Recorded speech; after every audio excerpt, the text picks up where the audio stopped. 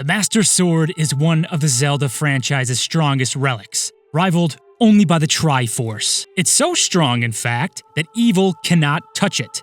What's that? You sure about that? Huh. Now this video sprang from some pushback I was getting in the comments section on my Zelda game concept, where some people thought it was weird that a grunt could pick up the Master Sword.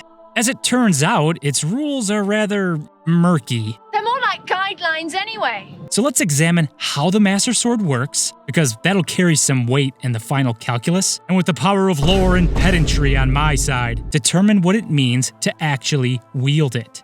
The Master Sword has appeared in 8 Zelda games, and obtaining it has largely been standard fare, barring one large exception. In Skyward Sword, with the help of Fi, the 3 sacred flames of the goddesses, and Zelda's blessing, Link tempers the Goddess Sword into the Master Sword, imbuing it with the power to repel evil, where it is then used to skewer and inhale demise. In these other titles, however, before pulling the blade of evil's bane, the hero needs to prove himself, often by collecting 3 of something and passing a trial. Breath of the Wild breaks this convention by being the only game that physically damages Link when he tries to pull the sword. This particular trial is the pulling of the sword itself. Regardless, the hero will always pull the sword that seals the darkness from a pedestal or some pedestal-adjacent object, like a dragon skull.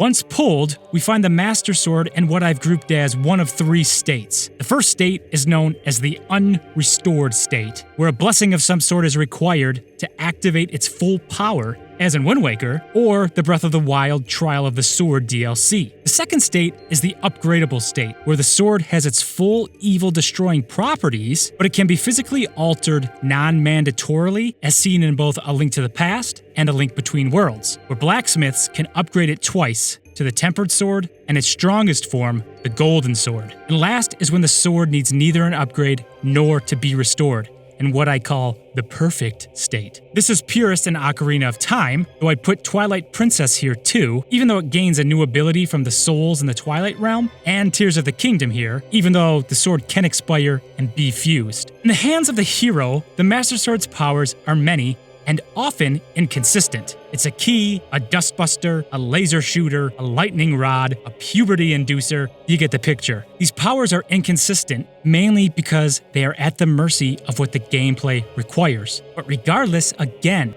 these powers are only accessible by he who has been deemed worthy to pull it. Whether this is something consciously determined by Fi herself is largely speculative, as it is never directly stated. With all that in mind, who else has touched the sword, and how has it been manipulated? The first is Zelda, a total of 3 times by my count. She is seen holding or carrying the sword, but never attacking with it. We can hand-wave this away and say that the sword recognizes her as a reincarnation of Hylia, and therefore allows her to possess it. Next are the blacksmiths from the aforementioned A Link to the Past and A Link Between Worlds. Now they're never explicitly shown holding it, but they do in fact physically alter it, so it's safe to assume they touch it too. There is also the cursed fairy, who turns it into the Golden Sword, and again, while it's not explicitly touched, it is shown that magic too can alter its physical form. The difference in these instances is a semantic one.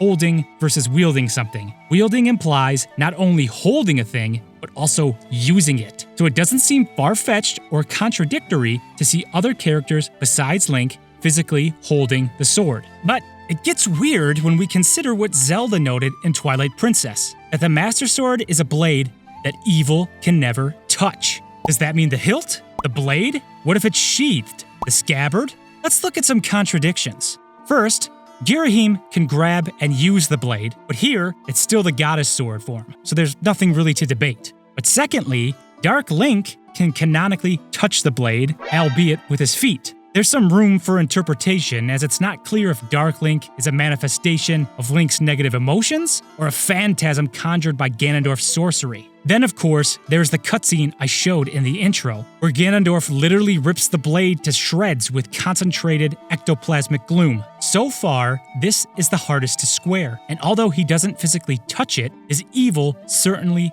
does, and destroys it at that. Now, for potentially the most damning evidence. In A Link Between Worlds, both Shadow Link and Gramps have the Master Sword, but wield it against you in that game's Street Pass function. Now, some of you may be saying that doesn't count, but I would argue that you encounter these foes in the game world and fight them as an extension of the game, so I don't think it can be merely hand-waved away. After all of that, it seems not only can other characters handle the Master Sword, other characters, and potentially evil ones at that, can wield it.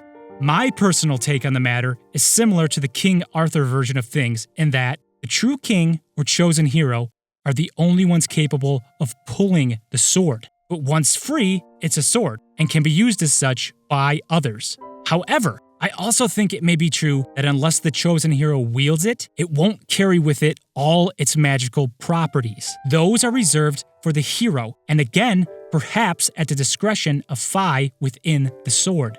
Only the hero can wield the sword at its full demon-cleaving capacity. But as the lore shows, I admit this is a blatant contradiction, the evil and the not-so-pure of heart can at the very least touch it.